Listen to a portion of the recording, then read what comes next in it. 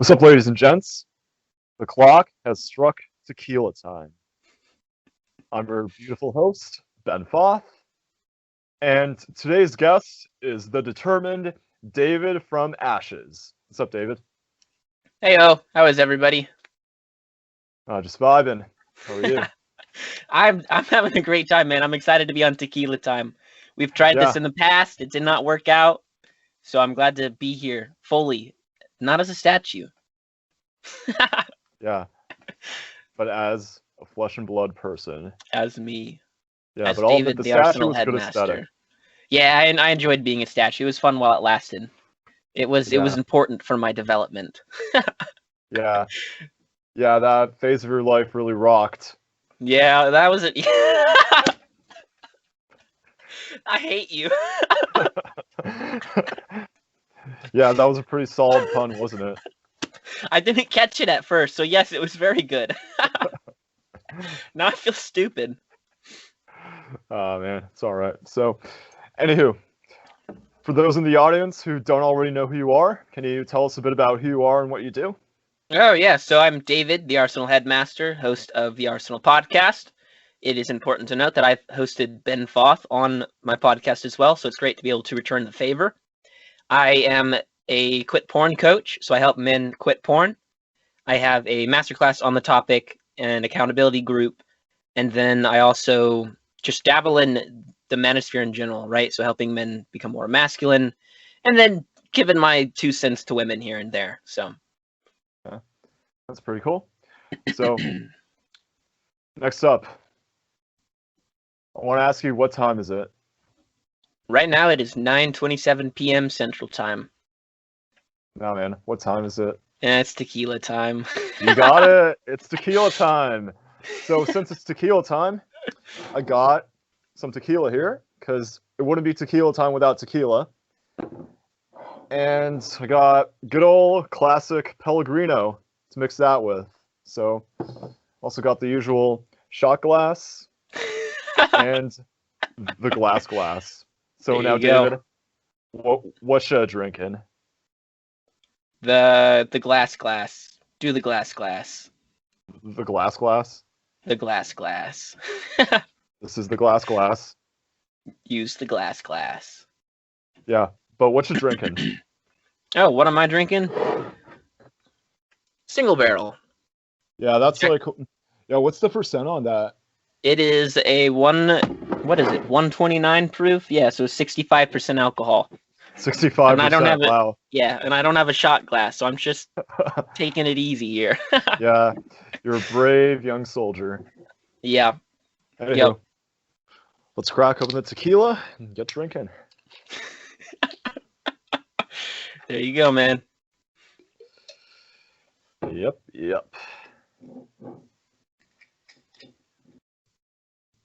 better take that whiskey looking man, eh? I don't know, man. That's a 64%. Yep, it's a man's drink, and it's dumb. It's the only one I got, but whatever. I was supposed to have Coke to mix it in with, but I guess I forgot the Coke. Yeah, if the taste's too bad, you can grab your nose, stop breathing through your nose, and apparently that might soften the taste a bit. Interesting. Yeah, so try that. See how it works.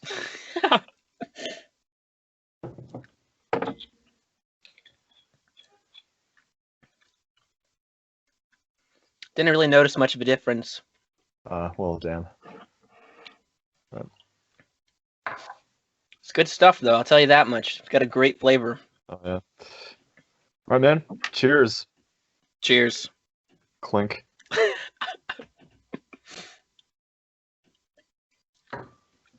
So, anywho, tell us about your journey in life so far.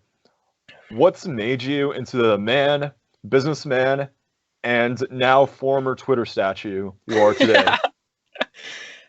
So I've had an interesting journey. I started my path in the manosphere in 2015 when I started writing for a blog, but it was more so on the easy side of masculinity, where it was more focused on encouraging men to show their emotional side. It was more softer masculinity.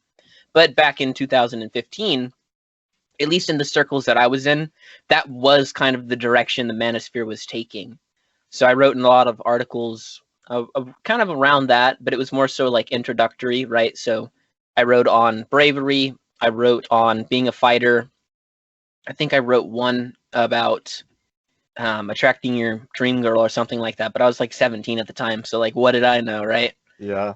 But now, so on Twitter as King David, the name will change, but just so people know that it was me behind the statue, I try and stick with it for a while. Plus, I don't mind people calling me King. Yeah. So, but back in July or something like that, I was actually canceled. So that's why I went Anon for a while. Got kicked out Anon. of, yeah, went Anon. And it was a fun ride. I enjoyed I've it. never heard anyone pronounce it that way. I've always heard people pronounce it Anon. This is the first time I've Oh, ever heard someone say Anon. yeah, let's just say Anon. Um, but yeah, so I took my face off for a while. But now I'm getting to the point where, you know, I have to embrace myself, I guess, right? Because that's a lot of what masculinity is embracing yourself, the comfort there, and then embodying that confidence. Hmm. And it wasn't so much so that it was holding me back, but I was at the point where I was just itching to keep growing, and like I knew that the face reveal was a part of my growth that I needed to hit. So I just got to the point where, you know, instead of asking myself when's the right time, I just decided to make it the right time. So then I use my Twitter I use it a lot for networking. I spend an awful lot of time in the DMs, you know, just amongst different friends, people I've met, potential prospects and clients. And then, of course, using my feed to connect with people, get people interested in who I am. And then ultimately, you know, to catch the guys that are following me that are struggling with a porn addiction and then point them towards my Quit Porn Masterclass, which is called How to Quit Porn in 30 Days and Never Relapse Again.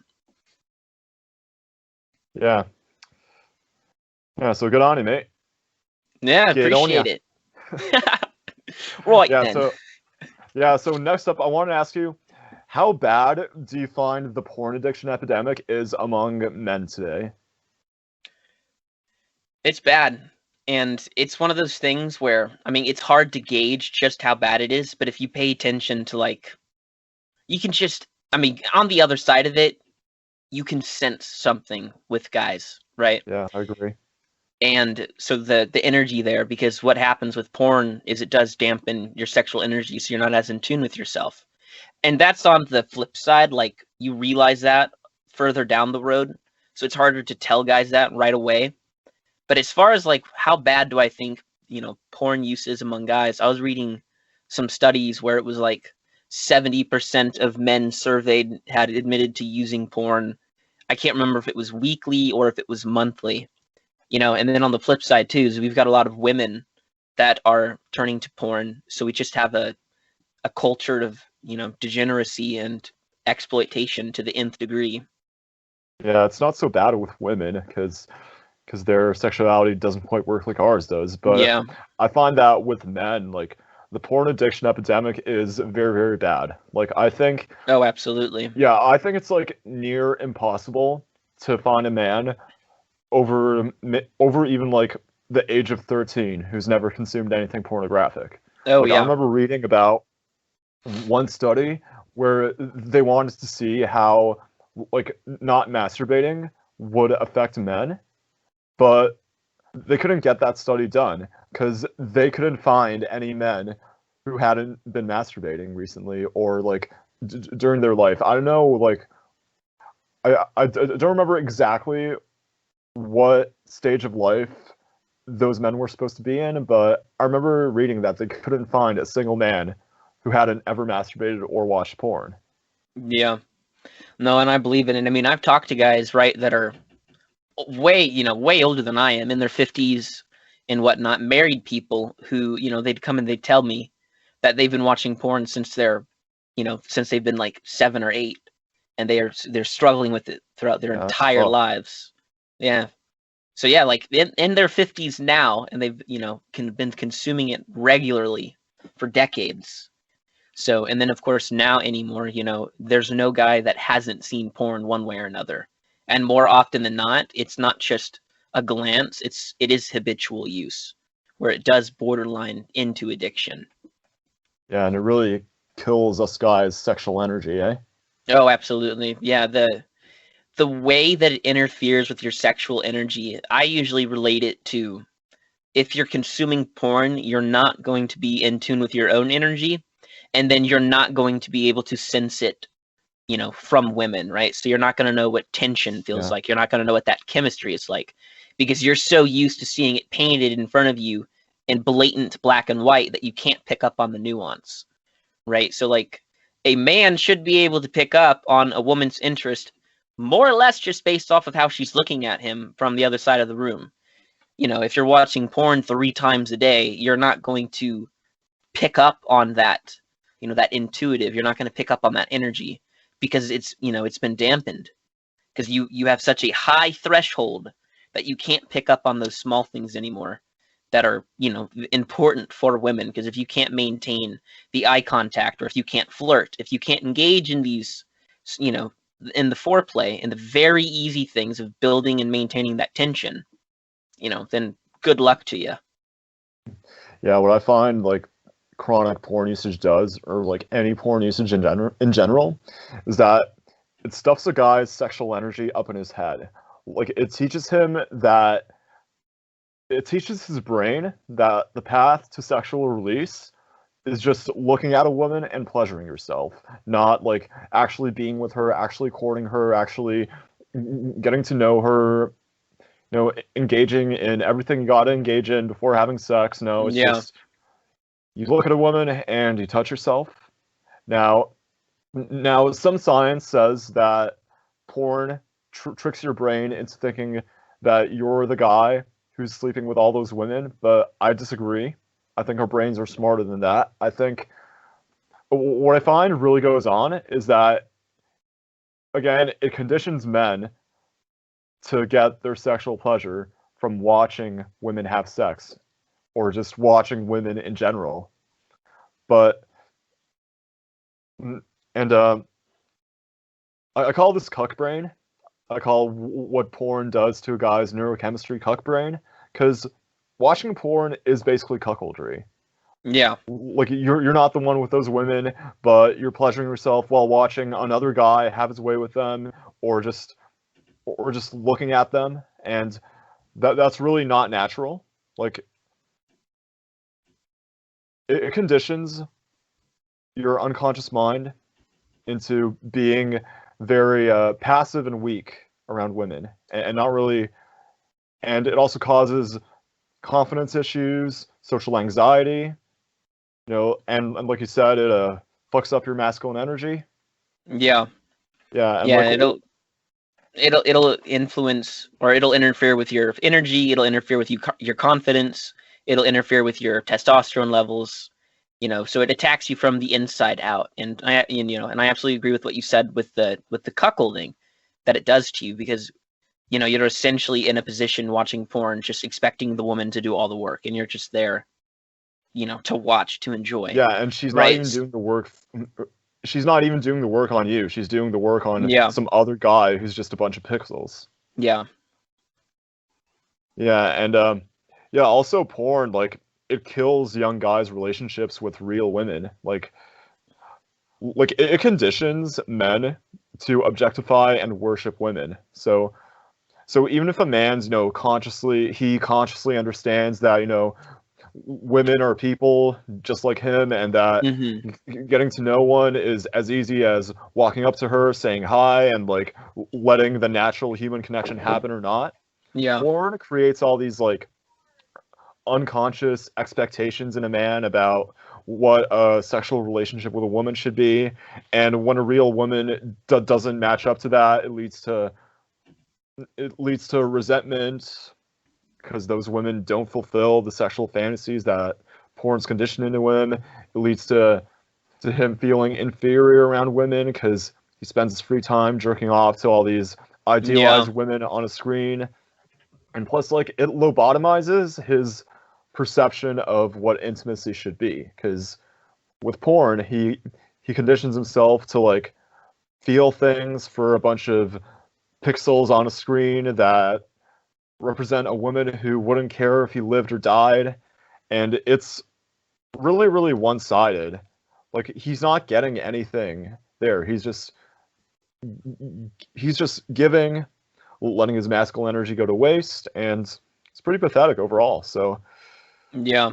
yeah, so I think that for any guy who wants to be the best man he can be, quitting porn, quitting masturbation is an absolutely necessary step. Because Yes. what I personally found when I quit was that it felt like my sexual energy started flowing out of my head and into my entire body. And and I started feeling like this constant electric tension, which is one way to put it. And I realized that that's not anything special. That's just how a masculine man is naturally supposed to be. Yeah. Yeah, no, because Yeah. when you quit, it more or less returns you back to a normal state of being. But I mean, what happens now is guys are finding it so young that they are developing alongside their porn addiction, right? So their brain is developing, it's maturing while it's experiencing, these absolutely unnormal levels of dopamine, especially, through the orgasm that they're experiencing multiple times every single day. And then to take that back to what you had mentioned with how guys are essentially bonding with these porn stars on the other end of their phone. That's base, right? Because when you orgasm, your brain releases serotonin, it releases dopamine, it releases other feel good chemicals, partially so that you are able to bond with the other person that you're having this experience with. So one way or another, you're experiencing almost a pseudo connection between yourself and the individual that you're watching on the screen. But granted, it's completely fake.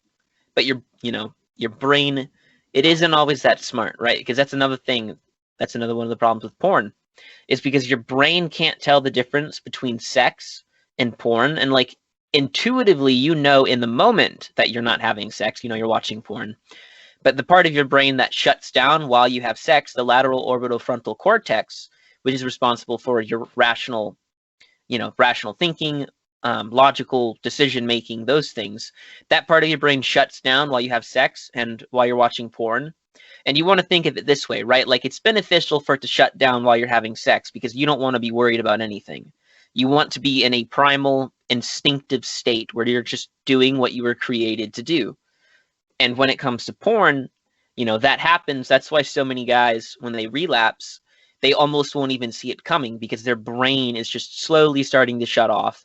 They're not aware of what they're doing, or they're making decisions they normally wouldn't if their mind was clear, or they're watching things, enjoying content of things that they normally don't find attractive in their everyday life. So, and then after you nut, you get that post-nut clarity. That's essentially your brain turning back on because all of a sudden you're rationalizing what just happened, what you just watched, what you just did. And then, of course, you get the negative emotions, so the guilt, the shame, and the remorse that comes to follow. And one of the things that I make sure I tell guys, right, with this quitting process, what happens with the relapse is those negative emotions. So as I said, the guilt, the shame, the remorse. You also get anxious, stressed, and depressed after you relapse, or at least a lot of guys do. But you have to think back, what's one of the main reasons that guys watch porn? Well, they watch it because they are stressed. They watch it because they're anxious and they're depressed, right? So they go in, they feel these feelings. It triggers their desire to watch porn so they can get that dopamine hit to lessen the impact of those negative emotions.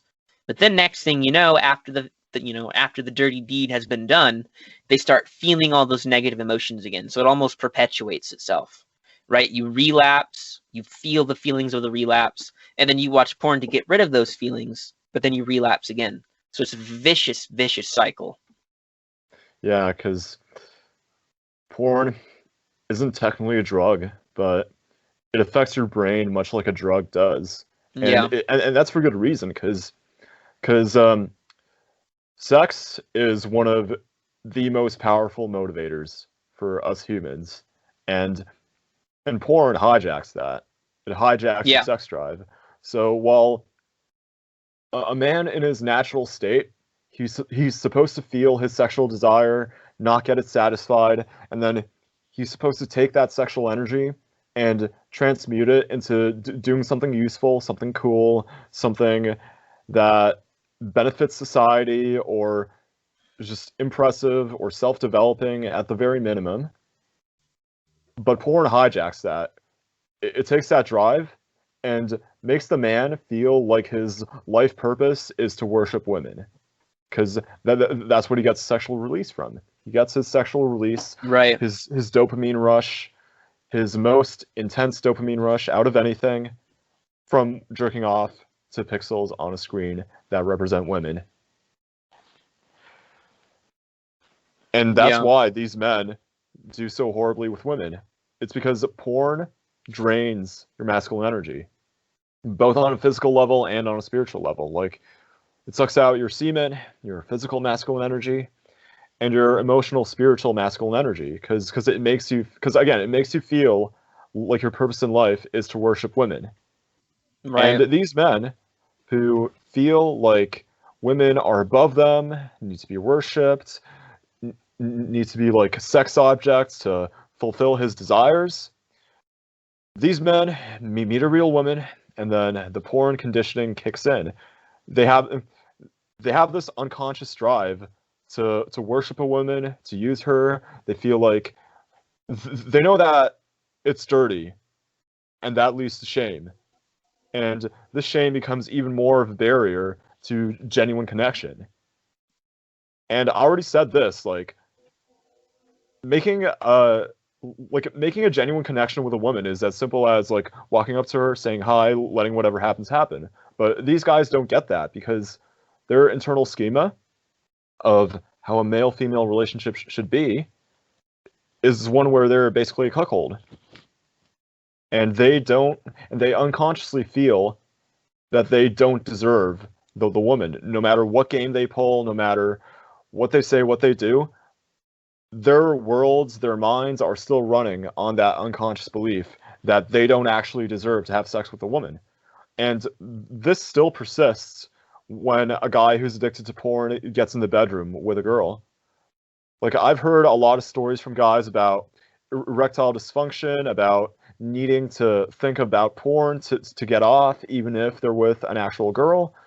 And it just goes to show how bad porn really is. Yeah. No, yeah, and I've talked to some of those guys, right, where they can't get the erection that they want to have when they're being intimate with the person they're supposed to be intimate with. And in large part, that is because with porn, there's the Coolidge effect where you're getting new stimulus, you're getting new dopamine hits. I mean, on a primal level, right? Like if we take this back down to when we were just, animals of man, you didn't have an awful lot of sexual partners. But now with porn, you're able to mimic that to the extent where you're seeing hundreds of thousands, if not millions, of different women. And each time you see a new woman, one that's more attractive than the next, you're getting that new dopamine hit. You're feeling something new. So that adds to the tension, that adds to the chemistry that you're feeling with that porn star. So to take that back to when you are in a relationship, a monogamous relationship, you are with one woman. You're used to seeing multiple different women whenever you're ready to go because you're scrolling through, thousands of different photos, jumping back and forth between 20 different videos, and this is all lasting for hours for some people. But then you get into a relationship and you're with just one person, and compared to porn, one person isn't all that exciting, but there you become so dependent on the visual stimulus that you do end up missing the nuances of building in a romantic relationship.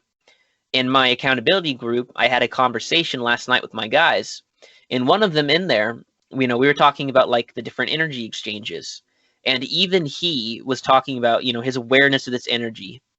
He was saying like, he's starting to see someone, and he recognizes that everything he does, he can channel that energy and he can use that to build towards, building intimacy with his woman.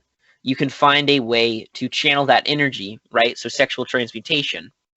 But if you cannot feel your own sexual energy, which many men who watch porn can't, then you're not going to know how to transmute it, right? Because what porn has done, is it hardwires guys, as soon as they get the slightest bit of arousal, they just want to go into full on, I'm horny, I want to jack off, I want to get the orgasm. But that's not always achievable if you're looking at that from, real circumstances. Like, just because you get aroused while you're out shopping with your girl, that doesn't mean anything can happen. So you have to go into the energy and you have to enjoy it. But with porn, it's on demand fulfillment whenever you want it, wherever you want it, for that matter. Yeah. Yeah, and plus, like, one thing a relationship with an actual girl can offer you that porn doesn't is emotional intimacy. Now, Yeah. like I believe that a lot of guys who watch porn, who are addicted to porn, don't do it because they want to be some sex god with a harem of women. I think they do it because they crave emotional intimacy with a woman, but they don't feel like they're good enough to actually get it. So they turn to porn.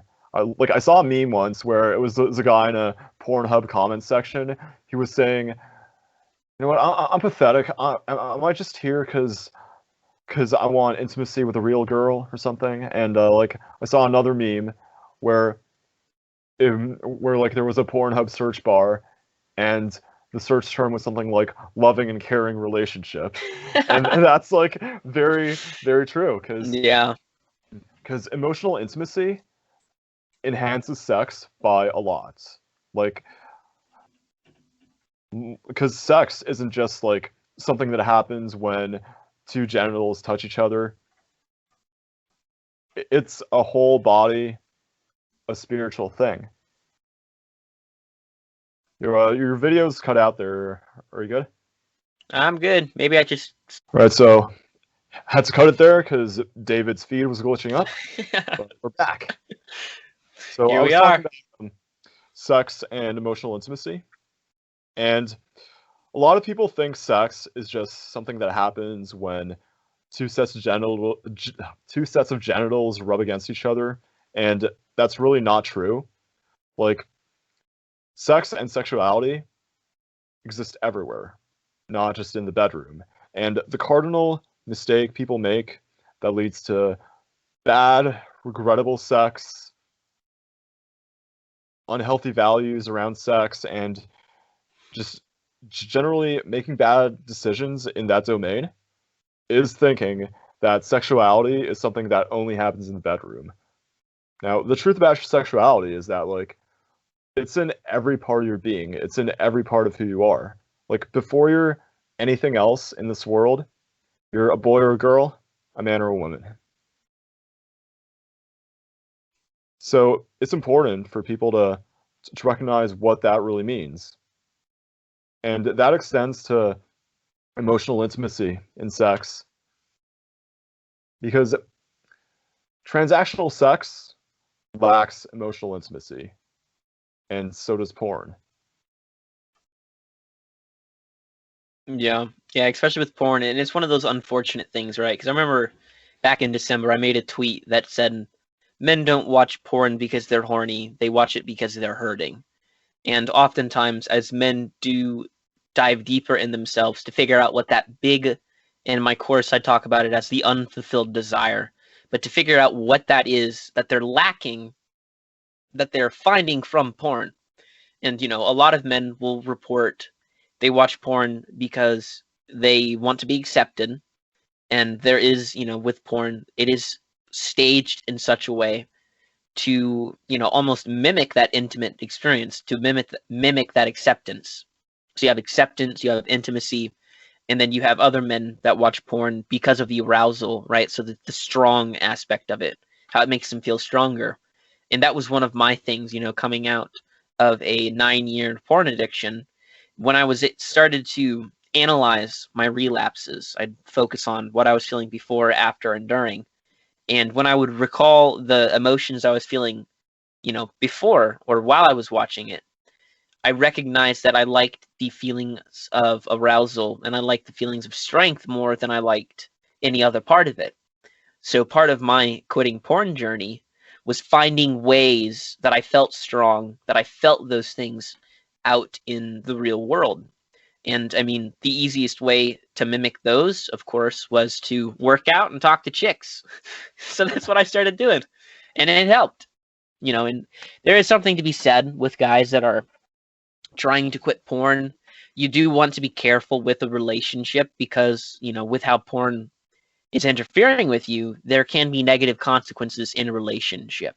So I personally would recommend that most guys, if they have the luxury of being able to deal with their porn addiction before getting into a relationship, I mean, that's best case scenario, right? But to anybody who is, struggling with that inside of a relationship, especially, in marriage, there is an awful lot to be said with communication, of course. And then, because it is an addiction.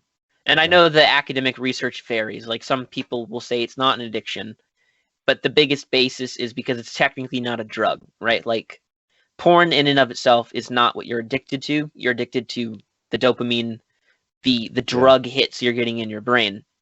But to those of you, if you are a married man, right, and you're struggling with this, or you're in a relationship, part of it, for the woman to understand is it's not just about you as a man watching the other women. It is because it is an addiction, in particular with that dopamine. There are guys who they will not have normal days mentally, physically, to any extent of it, where they're mentally slow, where they feel groggy, they lack energy because their brain is not getting the amount of dopamine that it needs. So your brain becomes dependent on the dopamine as a substance. So just, the point I'm making here is for married men or men in relationships, communicate that with your significant other, right? That you're actually experiencing symptoms of addiction.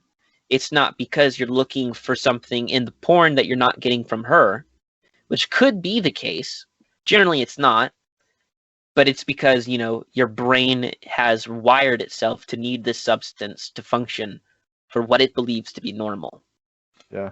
So there's two sides, right? The emotional and the mental side. And I mean, that's just to scratch this, the tip of the analogies, hit the tip of the iceberg or something like that. I get bad with my metaphors.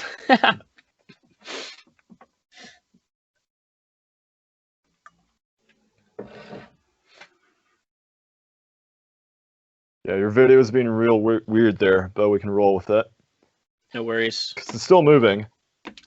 Yeah, so I guess good enough.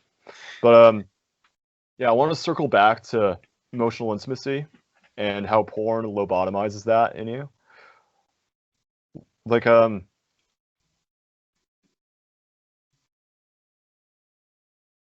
so like we went over before, porn it gives you the reward with none of the work, but quitting it, gets that sexual energy flowing within you. And I find that since I quit porn, my motivation to approach girls has jumped up by a lot. Like, yeah, like I'm uncomfortable not talking to a girl I'm interested in if I come by one. But what it does to you psychologically, quitting porn, is that it teaches you to connect with women on a much more holistic level. Like, porn isn't holistic like that. Like it's all about the physical pleasure, all about some imagined intimacy that's all in your head. But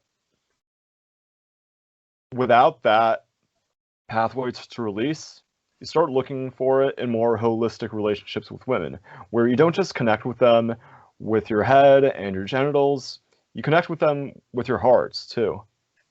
Yeah. Yeah, and porn, like, it blocks that heart center of yours. Because again, objectification.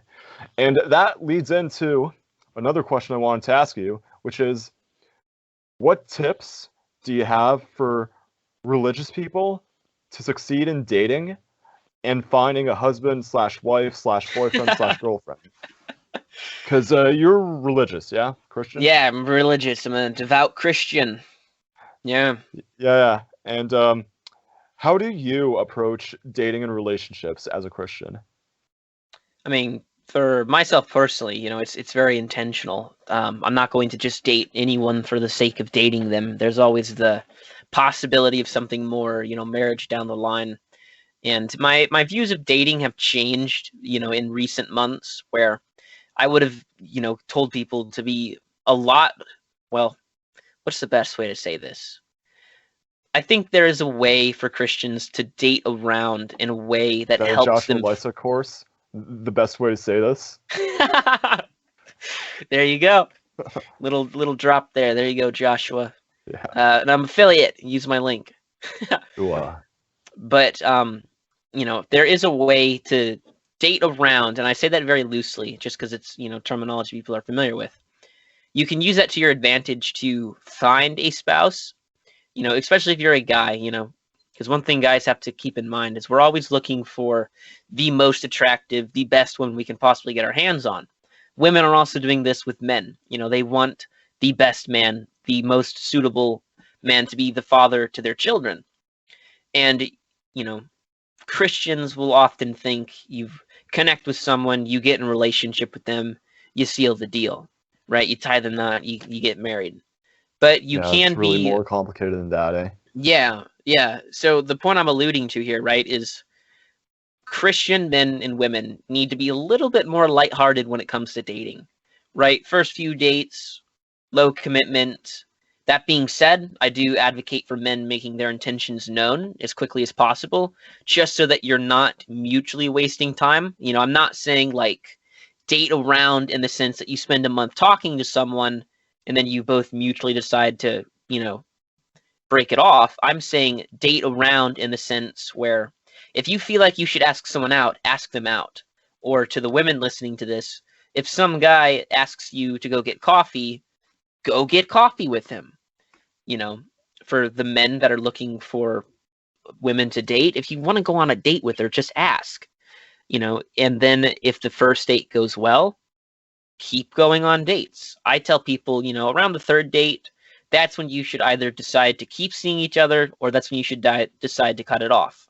And men can do this so that they're able to make sure they're finding the right woman that they want to be with. Same thing with women.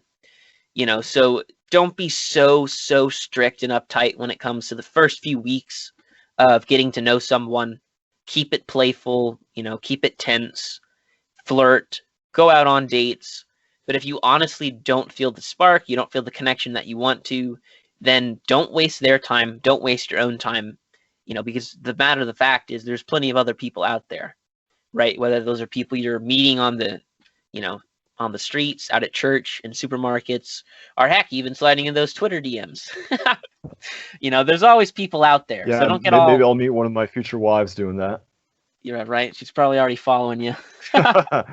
Yeah. Yeah, so it's about one of my future wives, if you're seeing this. HMU. Wink, wink. Yeah, that's her cue. Yeah. Yeah, so man, I pretty much agree with basically all that. Like, that's a mistake a lot of people make when they're immature about dating. It's like men especially, like they think that just because a girl agrees to go on a date with them, that they're going to be so in love and it's going to be a great relationship. When really it's just a date. You're going out with a girl, seeing how you guys vibe and if there's potential for anything more. And that's a mistake I made when I was really like immature and idealistic about dating. Like going on a first date with a girl and being like, "Oh my god, what if she's the one?" Yeah. Oh yeah. But it's really just all about having a nice, chill time with someone who you find attractive, who also finds you attractive. And if it doesn't work out, c'est la vie. And what's important, I think, for even people who don't want to date around, don't want to sleep around, who want a committed relationship as young as possible, and who want that relationship to be awesome, to last for a long time, you're not going to get that just by going for one person. Yeah. Yeah, Correct. especially if you're immature, especially if you don't have a strong sense of self yourself.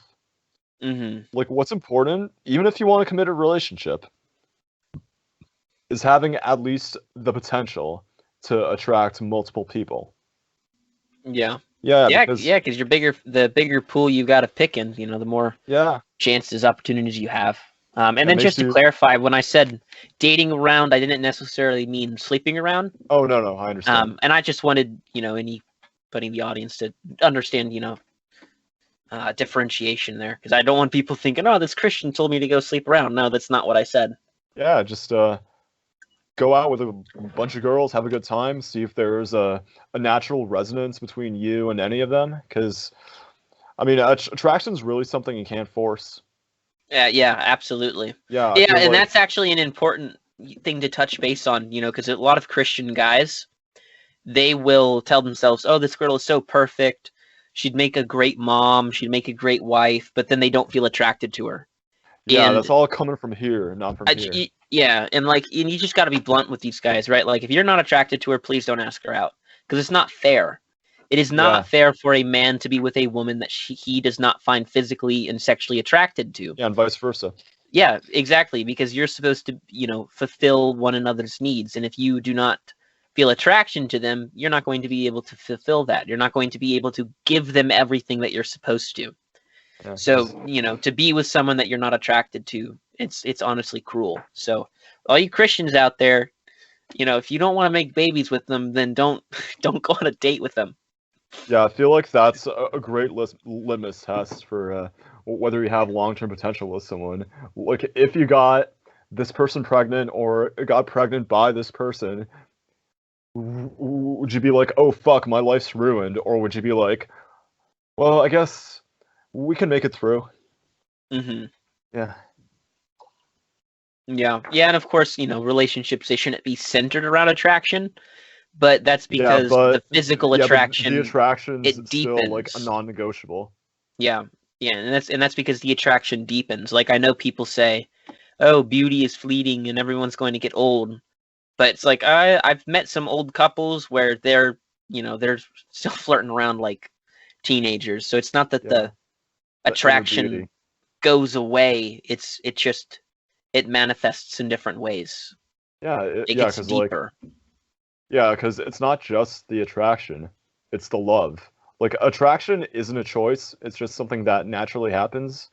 But love absolutely is a choice. Yeah, absolutely. Yeah, like, I really like that. I'm writing that down. yeah.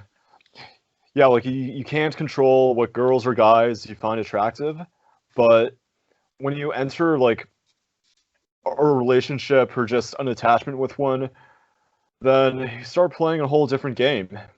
It stops being just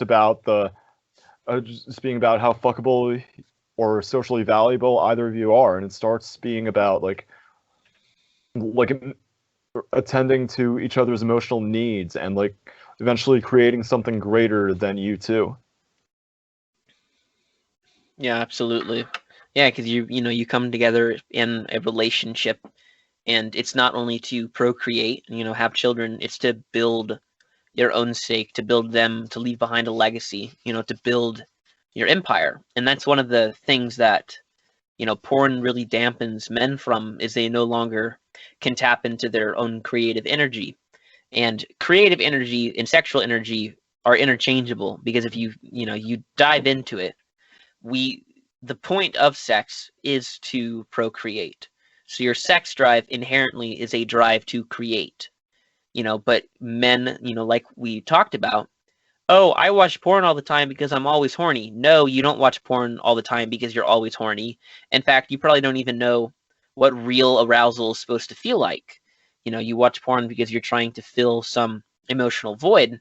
So you don't know what your sex drive feels like intuitively or, instinctively, because 9 times out of 10 with guys that are struggling with porn is it's because they're scrolling through Instagram or Twitter, they see something they're not supposed to, and then they go and choke the chicken. Yeah, they can't handle the tension.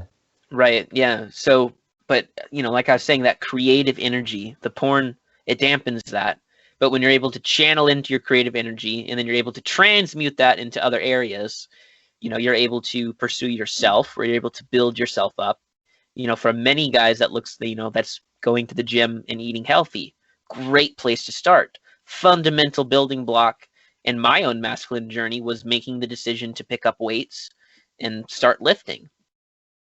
So channeling that creative energy to build yourself, and then taking that creative energy and channeling it into pursuing people that are going to benefit you long term, whether that is your, finding brothers, building relationships with your brothers, or going out and meeting women.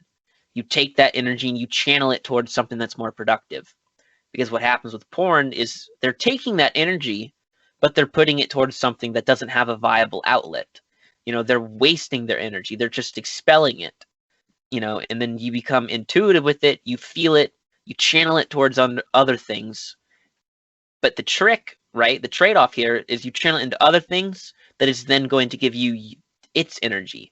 So it's a mutual exchange where it's, they're replenishing you, right? So you build your relationships with your brothers, you give them your energy, they give you their energy, and since it's the masculine energy, more often than not, you'll notice it almost, it combines in a way where the streams meet, if that makes sense, where it enhances everyone all around. But if you're with, a woman, she gets your energy, you get her energy, where it is more of an inclusive exchange instead Yeah. of, because with a group of guys, everyone can channel their energy into one another and they're just having a great time, doing what guys do. But in a relationship, it is more of a, I give this to you, you give that to me, Yeah. not so much so asking, but just, interesting dynamics, I tell you. Yeah, that's very well put. Yeah, appreciate it. It's a fun topic, energy. I like it. I think a lot of Yeah. Christians need to, it's not taboo, right? Like energy, they think, oh, spirituality and all these other things. It's like Yeah, but everything is energy. Energy everything is is everything. energy, right? And like I understand to some Christians, I might sound a little crazy, because if I were listening to someone talk about all this energy stuff, even just a few years ago, I would have thought that was wild. But that's because I couldn't feel energy.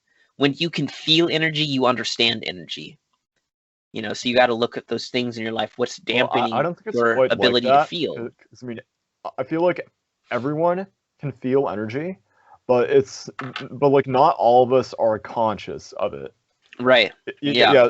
It's kind of like you're you're obviously wearing clothes right now, thank God, and but but when you're wearing clothes, you're not like constantly thinking about the clothes you're wearing. It's like they're not even there. But you push your awareness on the clothes, you realize, oh hey, this fabric is like brushing up against my skin.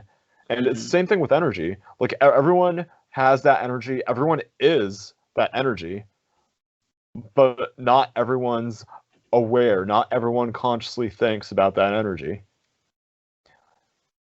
Yeah, like with girls especially, like women tend to be much better at reading energy than men are. Right. And yeah, and like men can learn. Like I've like it's an ability any guy can learn. But women have evolved to to sense energy on a man because on an evolutionary level, they have much more to lose from being with a low quality man than a man does from being with a low quality woman. Right.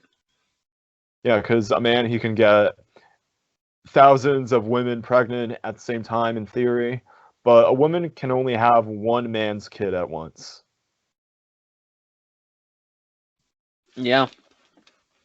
Yeah, so women like evolved that energy reading ability so they could select men better, and also because they're less physically potent than men to stay safe and to read their environments better and to notice potential threats.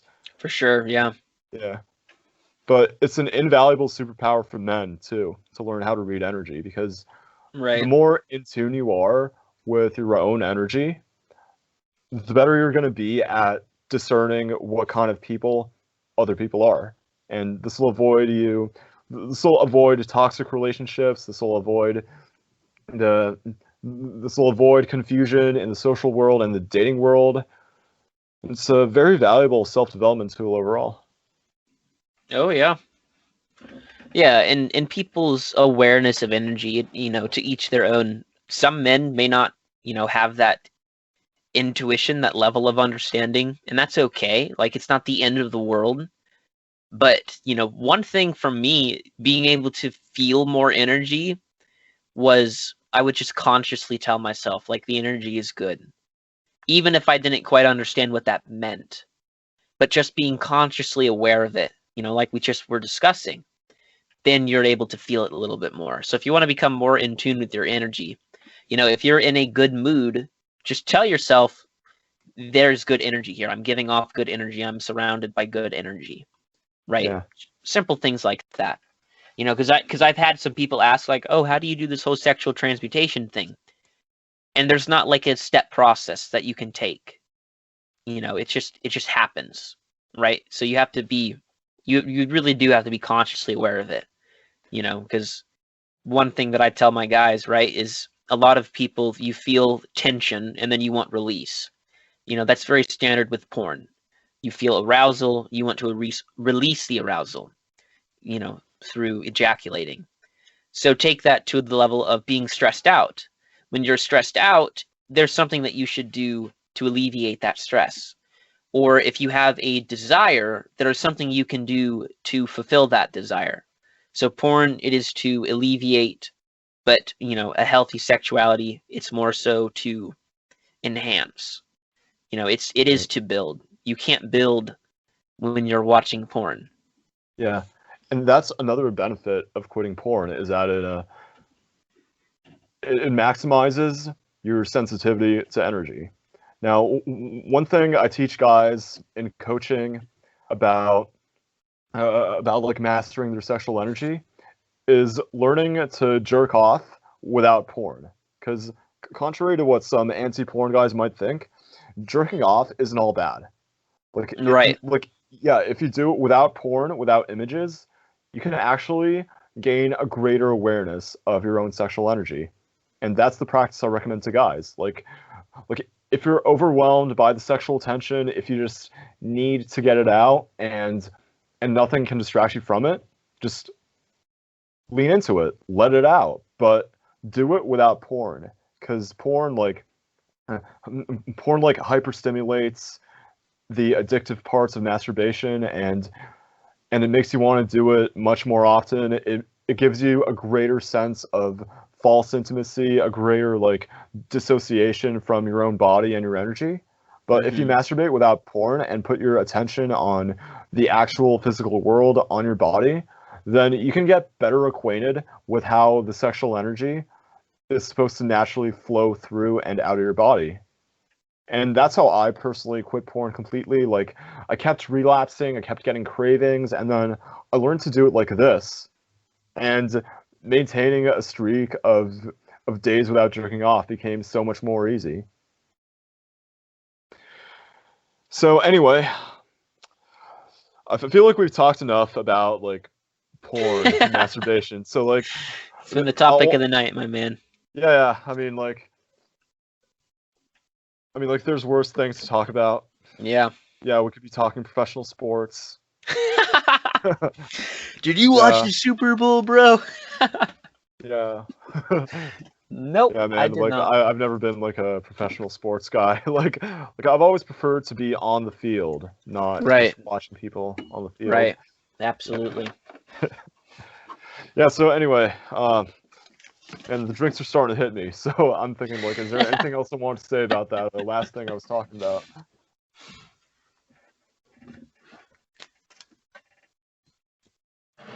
Yeah. So like, girls can actually tell when a guy's been watching porn, and so can observant guys like me. Like I'm very sensitive to energy, and when a guy's been jerking off to porn when he's addicted, I can usually tell. Like, it's not 100% accurate, but I can usually tell. There's a dead vibe to guys who compulsively jerk off, because semen is basically life force, right? Mm-hmm. Yeah, and if you compulsively shoot that life force out of you, you start embodying the energy of death. And I sense it on guys, women, even like naive, unobservant women sense it on men, and it viscerally turns off the primal part of their brain. Like, they smell the scent of a guy who masturbates all the time. They feel his energy. They unconsciously sense his desire to just use a woman, not actually connect with her. They unconsciously sense that he expects to be a cuckold in sexual interaction instead of a man. And no matter what he says or does, the primal part of their brain is turned off. So, do Yeah. you have anything to say about that before we move on to another topic? No, not an awful lot. I think we've covered an awful lot there. And that's one thing, right, with guys that are going to hear all this energy talk. Really just lean into it. Don't be super, super focused on it. Like, Yeah, lean into it, understand. Absolutely. but not the way Ravlino talks about. Yeah. Yeah, so just understand that your energy is going to increase as you quit porn, but don't obsess over it. Energy happens on its own times. People's awareness to energy happens naturally. People's consciousness, it raises naturally. Well, it can be accelerated, but we Yeah. need Pat Stedman on to have that conversation. Yeah, well, I mean, I did have Pat on last time, and yeah. yeah, the door's open for him to come again. We should do a three-way with this for tequila time. I should clarify. Yeah, a three-way call. Yeah, that'd be fun. Not the other three-way. Yeah, not that way. Yeah, that's kind of gay. Three bros sitting 5 feet apart because we're not gay. There you go. Yeah, so anyway, I feel like there's like a fuck ton we could say about energy. Like, it is a super, super interesting concept that like I keep reading about every day because I just wanna understand how this works, you know? And I wanna absolutely. Yeah, like I've been working on my vibe checking, and I mean I've had my faux pas. My faux pas actually isn't the best term. I've had my yeah, I've had my missteps. You know, that's basically the same thing as faux pas, but like whatever. But yeah, I'm getting really good at reading energy, but that's not something I want to rant about. So the next thing I want to ask you about is your religion. Like, what does your religion mean to you?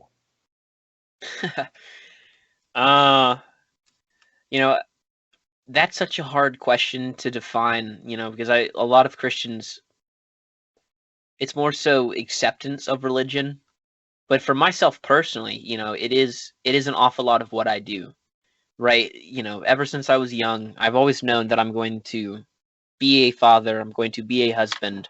And in recent years, I had it placed on my heart that I was going to help other men. And if you had told me that it was going to be in the year 2021 that at least one of those callings with helping other men was going to be fulfilled, I really wouldn't have believed you. And that's because I'm able to coach men. I'm able to help them with my masterclass. But religion to me, I mean, it is the essence, right? Like that's my purpose. That's my calling. Not so much so to be like a pastor. I've had people refer to my work as ministry, even if, because I tell guys, right, like I don't teach quitting porn through a religious standpoint because I don't think quitting porn is a religious issue, because I've met people who are not religious. I have atheists that are taking my course. I have agnostics that are taking my course. I have one guy who, I can't remember exactly what he said, but his religion is the religion of the stars, and he's taking my course. Oh yeah, see, like an astrology hoe? Something like that. It wasn't outright astrology. Yeah, male astrology hoe. Yeah, it's with something. A female stock market GF. Yeah, I'm not really sure what that. I can't remember what it was he was talking about, but it was interesting. Come on, do you know that meme? Run it by me again. Stock market BF, astrology GF. Oh yeah. Yeah. Yeah, but I mean, yeah, religion. It's because it's the whole. Yeah, I mean, it's very important to me. Try to do as much as I can through that lens, Yeah. So like, what's one lesson from your religion that like really stands out to you, that you really like strive to embody every day? At the end of the day, to me, all that matters is after I die and I'm, looking at the Lord himself, you hear those sweet, sweet words, "Well done, my good and faithful servant." So, Aw. yeah, right. So, to know that that is the end goal, so to strive for that. Of course, big lessons in religion is you get up into that 5D, right, where you're loving unconditionally. Because there have been Calling many Pat Stedman. instances. Yeah. Come on, Pat, join us. But you get into that 5D where you love unconditionally. And to do so, because I have some friends that, how do I put this? There are things they do that I find very annoying, but I know if I engage in it, it's going to make them happy. So I focus on doing it for their sake. So kind of, kind of that unconditional love. But yeah, big takeaway is just, from Christianity is to love and be loved, and then to love even when you don't want to love. Don't use that as dating advice necessarily. If you're loving someone who doesn't love you back, you should probably stop Yeah, loving them. you got to be discerning about it. Yeah, Yeah, remember that love's a choice, but attraction isn't. yeah, yeah. But Yeah, yeah, and big religious lesson is, yeah, and love is you important. can love someone but still not be with them.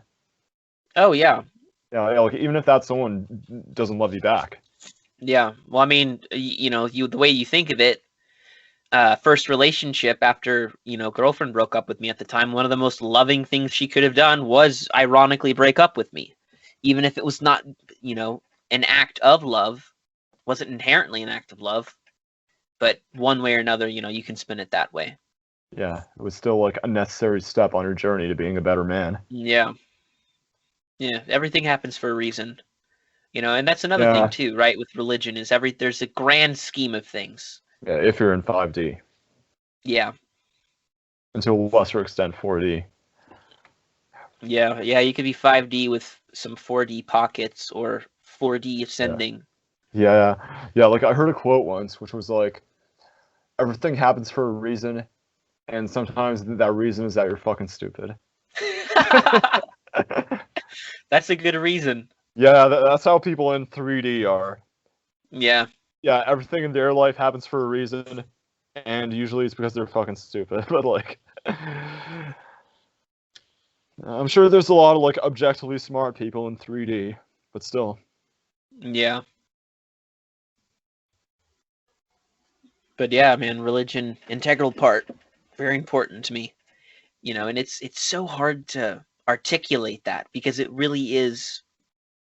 is more of an understanding. It is more of an energy, right? Yeah, Where you're just aware, because I've had, you know, just knowing God, right? Like I think some instances that God made himself known to me was I remember, shortly after I was canceled, I took a week to fast. And in doing so, I spent my time out at a park, so I could read my Bible, so I could be in God's realm, so I could be out in nature. And I remember before I would start reading my Bible, I would say a prayer, and then I would open my Bible and I'd set it on the park bench. And then the wind would start blowing. And then, I would wait until the wind would settle and I would read the pages that the wind had blown my Bible open to. Of course, at the time you get doxxed, it's reasonable that you're going to be mad. It's reasonable that you're going to want to strike back. And every single chapter or verse that I read, for those first few days when I'd pray and the wind would guide my reading, so many of them had to do with, vengeance is mine, says the Lord, or things like forgiveness. And to hear those things in the moments where I did not want to adhere to that, but I prayed, right, in the wind, the hand of God. So that's one of my big God is real moments, and I've had other yeah, people tell me, they felt God come over them like a weight, which is powerful if you can recognize that other people's testimonies of experiencing God, you can live viscerally through those where their testimony and their experience of God is almost a shared thing. Like I remember I have family members and I have other friends that would tell me of their testimony when they felt God was real to them. And because of the connection I shared with that person, their realness that they felt of God, I was almost able to feel through them.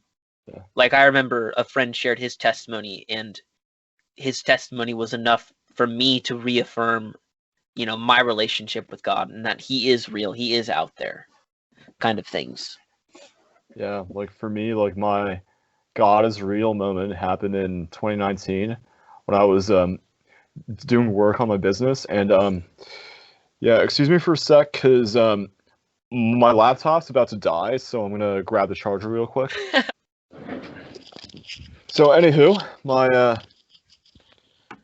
I found God moment happened in 2019 when I was like deep into working on a book I wanted to sell, a book slash course, and I realized that a lot of the lessons in it were also in the Bible.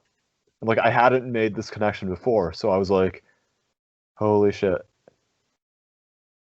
And it just felt like it just felt like a switch got flipped in my brain. I was like, "Man, this actually makes sense." Like the Bible actually makes sense now. Like it's not just like some old, dusty religious text. Like it's actually a guide on how to be a better human being. And some of the Right. lessons in it are lessons I've learned the hard way, to say the least. Yeah. And after that, I was like, you know what? I'm going to go religious. And I started praying every night. I started believing in God. I started like finding ways to be a more godly man in my daily life without being dogmatic or super vocal about it because I don't want to be obnoxious about it. Right. Yeah. Yeah, it was very transformative for me overall. And like Yeah. previously, I'd actually forsaken God. Um, I mean, I was actually religious in like grade 8, grade 9. Like I'd still pray every night. I'd believe in God. And I was 5D by the time I was in grade 10. So current stage of my yeah, I'm not joking. Like I actually forgot I was 5D in grade 10, and and the current stage of the inner work I've been doing is like looking back at that part of my life and trying to figure out what about that version of myself I can integrate into my current self who's seeking 5D. Right. Yeah. Yeah, and like after that, I fell into a 3D state of consciousness. Like I went from 5D to 3D. I started caring a lot about how other people saw me. I started caring about material things, like, and that was a necessary step in my journey because it showed me like a whole different part of reality. Now, some people think that like being up in 5D is all it takes, and I actually disagree. I think that before you enter 5D, you have to get 3D and 4D sorted out. Yeah. And like there's a whole ton of spiritual gurus out there who claim to be in 5D, but their 3D and their 4D are lacking.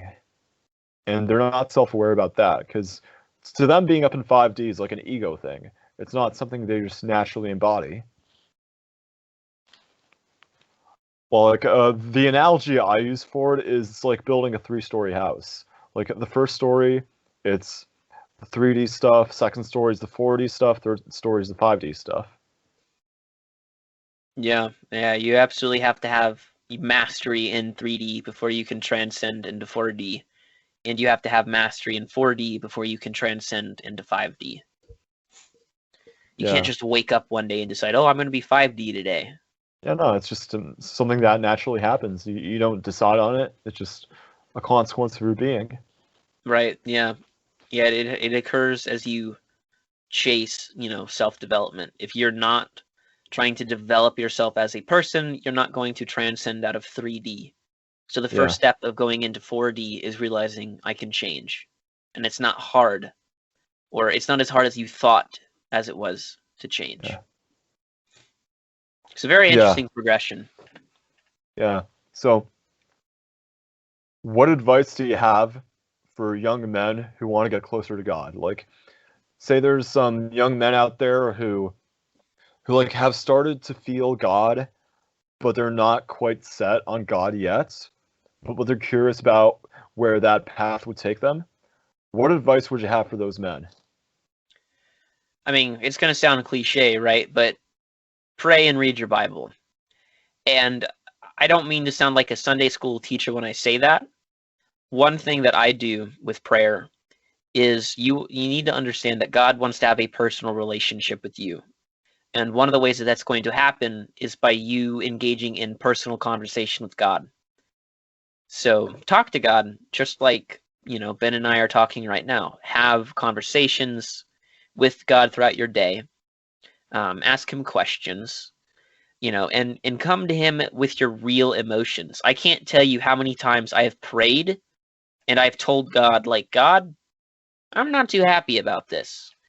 I can't say I've ever been, well, yeah, I've been mad with God, but I don't allow that frustration to, hinder the relationship, because it's important to communicate those things, right? Like if you're in a healthy relationship with your brother or a woman, you tell them, hey, I'm mad at you. So part of it to grow closer to God, it is to be more transparent in your emotions. And then, of course, to read the Bible more. And for me, one of my favorite things to do is to say a prayer before I read my Bible and then just open up and read wherever I land. Sometimes it answers a prayer. Other times it's just a good reminder to continue reading. So, and of course, the other thing, right, is find other men who are further along in their walk with God than you are.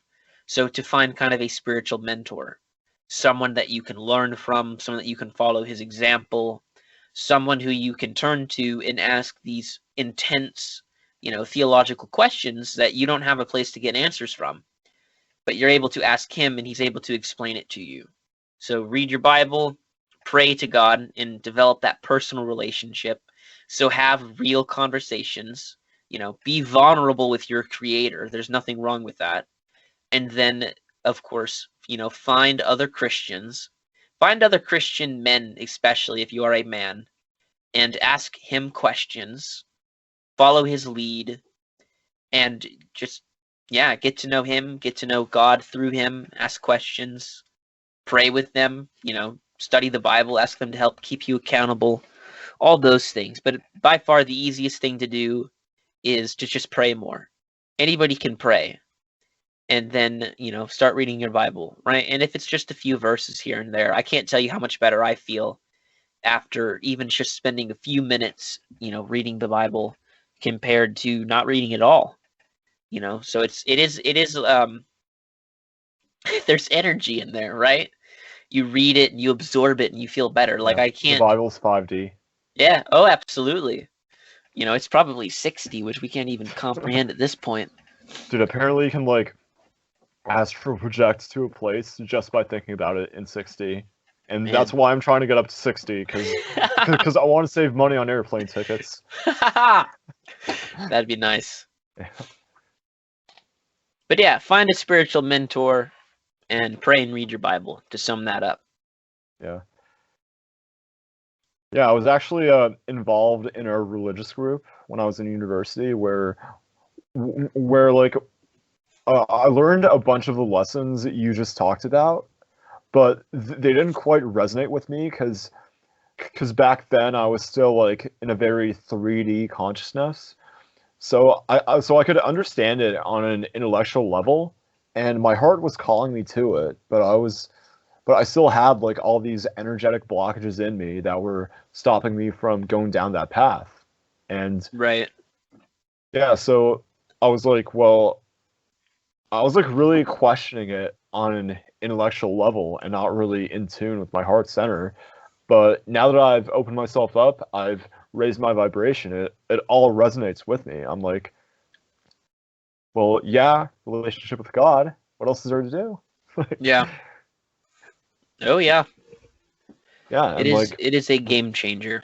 yeah, like realizing that God has a plan for you and that it can't be stopped. And all you can do is like either go back into 3D consciousness and fend for yourself among the savages, or you can surrender to God, surrender your three-dimensional desires, and just follow the path to like real fulfillment. Because the 3D stuff's fun in the short term, like looking good, getting girls, looking cool. But it's not going to make you happy in the long term. Like if that stuff goes away, Yeah, you're not going to be satisfied anymore. So what's there to do? Well, there's developing yourself, there's developing your connection to God, because no one can take away your connection to God. very true. Yeah, it goes beyond anything material. So anyway, I think we should wrap this up here. And before we go, is there anything you want to ask me about, or any comments you want to give me? Not that I can, think of off the top of my head questions. I'll compliment you. You've done a great job hosting this podcast. It's been a fun conversation. Oh, well, thank you. You've been a great guest. Yeah, I appreciate that. Yeah, great back and forth. It's fun to discuss energy in general and really dive into that one. Yeah, And especially when Tequila's involved, am I yeah, right? Yeah. it helps. Yeah, and you're a great person to talk to about different levels of consciousness. Because granted, had I not found you, I wouldn't have found Pat, and I wouldn't have understood energy like I do. So I owe that to you guys. I work there. Amen, brother. Yeah. Yeah, so anyway, awesome talking to you. You have a great night, eh? Yeah, you as well, brother. All right, peace. All right, take it easy, my man. Cheers.